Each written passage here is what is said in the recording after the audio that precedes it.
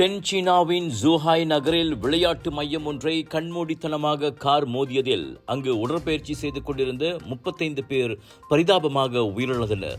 மேலும் 43 பேர் காயமடைந்தனர். எனினும் காயமடைந்தவர்களின் நிலைமை ஆபத்தாக இல்லை என தெரிவிக்கப்பட்டது. திங்கட்கிழமை நிகழ்ந்த சம்பவத்தில் சிலர் காயமடைந்ததாக மட்டுமே போலீஸ் கூறியிருந்த நிலையில் சம்பவ வீடியோக்கள் வைரலாகி பரபரப்பை ஏற்படுத்தியதும் ஒரு நாள் கழித்து மரண எண்ணிக்கை வெளியிடப்பட்டுள்ளது.